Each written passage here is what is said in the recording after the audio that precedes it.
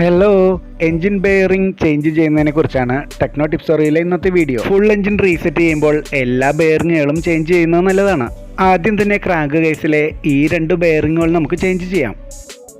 Crank കേസിൽ യാതൊരുവിധ രീതിയിലുള്ള സ്ക്രാച്ചുകളൊന്നും വരാതിരിക്കാൻ ഇതുപോലെ രണ്ട് ടയറുകളുടെ ഇടയിൽ ഇങ്ങനെ കമഴ്ത്തി വെച്ചതിന് ശേഷം എൻജിൻ ബെയറിംഗ് അടിച്ചൂരുന്നതാണ് ഏറ്റവും നല്ലത്.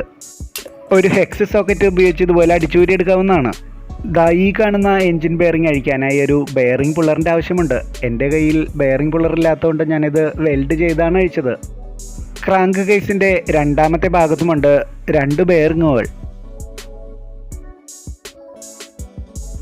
ഈ രണ്ട് ബെയറിങ്ങുകൾ നമുക്ക് അടിച്ചൂരിയെടുക്കാവുന്നതാണ്. അതിനുവേണ്ടി ക്രാങ്ക് കേസ് ഇതുപോലെ യാതൊരുവിധ സ്ക്രാച്ചും വരാതിരിക്കാൻ വേണ്ടി നമുക്ക് നേരത്തെ വെച്ചതുപോലെ തന്നെ ടയറിൻ്റെ മുകളിൽ ഇങ്ങനെ കമഴ്ത്തി വെച്ചുകൊണ്ട് ഒരു ചെറിയ ഹെക്സ് സോക്കറ്റ് മെൽറോഡും ഉപയോഗിച്ച് മെല്ലെ തട്ടി ഇങ്ങനെ നമുക്ക് ഊരിയെടുക്കാവുന്നതാണ്.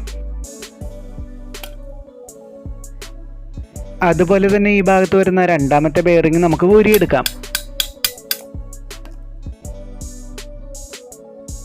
പുതിയ ബെയറിങ്ങുകൾ ഇടുന്നതിന് മുൻപ് ക്രാങ്ക് കേസ് നന്നായി ഡീസലിൽ വാഷ് ചെയ്ത് പഴയ പാക്കിങ്ങിൻ്റെ അവശിഷ്ടങ്ങൾ സൈഡിലുണ്ടെങ്കിൽ അതെല്ലാം നല്ല കുത്തിക്കളഞ്ഞ് ക്ലീനാക്കി വെക്കണം.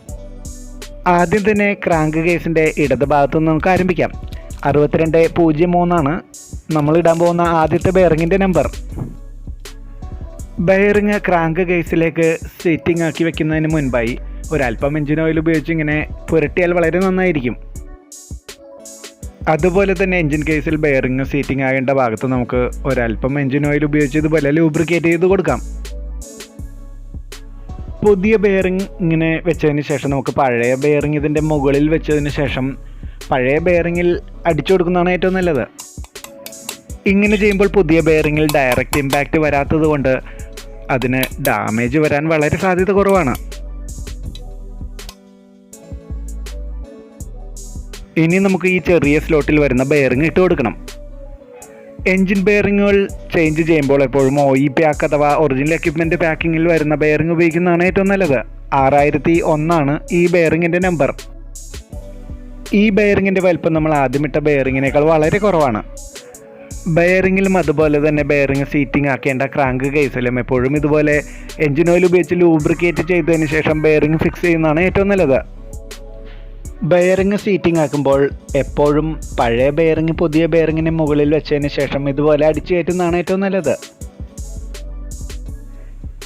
ഇതും കൂടി കഴിഞ്ഞ് കഴിഞ്ഞാൽ ഈ ക്രാങ്ക് കേസിലെ ബെയറിംഗ് റീപ്ലേസ്മെൻറ്റ് പൂർത്തിയായി.